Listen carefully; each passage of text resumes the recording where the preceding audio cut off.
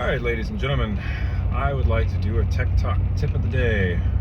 So if you have a 5.7 liter Ram with the notorious HEMI TICK model, you know, one of those 2000, I think it was 9 and up, they have the collapsible lifters, which a lot of people have problems with. I'd say the majority of Ram owners have problems with this. I just wanted to touch base and really go over some of the finer details that are lost and the reason why this, I think, happens. I've done a lot of research on this myself. I've experienced this twice now, and I've had two HEMI Rams, and both of them had cam and lifter failure. So the HEMI TICK can be one of two things. One, if you're extremely lucky, and the second one will always happen, it's just a matter of when.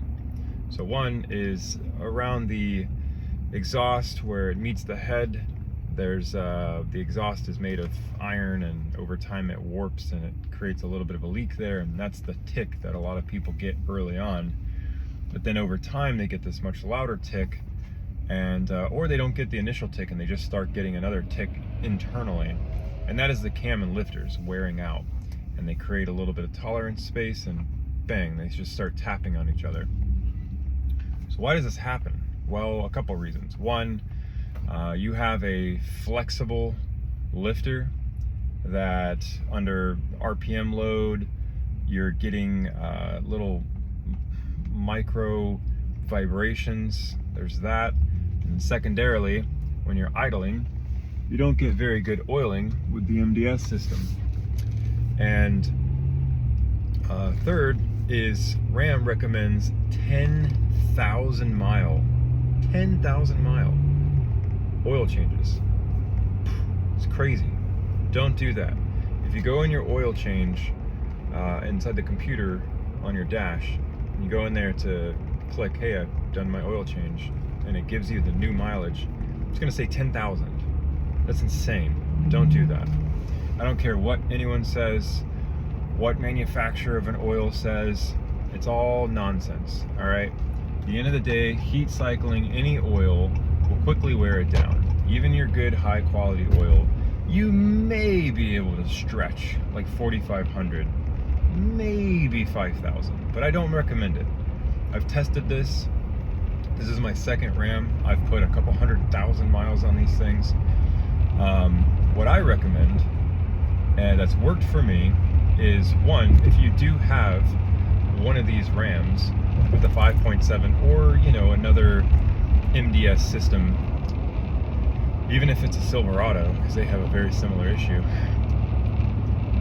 go ahead and plan to replace your cam and lifters. Just plan for it. Preferably early on.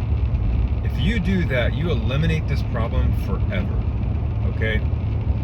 The AMS Racing makes a kit, I'm sure others do, like Texas Speed and stuff, where it's a solid, like Hellcat lifter and a slightly different cam. That way it matches with the lifter that you get. And you take this cam and these crappy lifters out, and you just run typical oil changes, you're good to go. So what I've done with both of my trucks is the first one already had the cam and lifter. It was a little too gone. I already had the tick, sorry. I replaced the cam and lifters. The tick went away-ish, but then I had a bottom end knocks and all sorts of stuff, so we wound up getting rid of that truck eventually. This truck that I have, I bought it right around 100,000 miles. I have almost 200,000 miles now. At about 112,000 miles, I started to notice the ever so slight, like you could barely hear it. You need a mechanic's stethoscope and really get in there. And went ahead and just replaced the cam and lifters. And even then, with a virtually quiet, very, very minimal noise, I was already getting metal worn off of the cam, and the lifters were already starting to wear. And that was at 100,000 miles. I consider that pretty lucky. A lot of people have it even earlier than that. So I went ahead and replaced that. I have 100,000 miles later almost, and no ticks. This thing is absolutely perfect. I've basically retrofitted these modern crappy MDS cylinder cutoff lifters back to its original design with solid cam lifters, and I tell you what, it is the way to go. You'll get 300,000-400,000 miles out of these motors. I've had no problems whatsoever. It's completely quiet.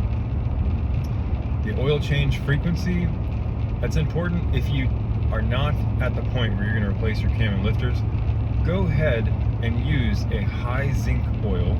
That's important. People won't tell you this, but it is really important. You need to use a high zinc oil to prevent that metal on metal damage.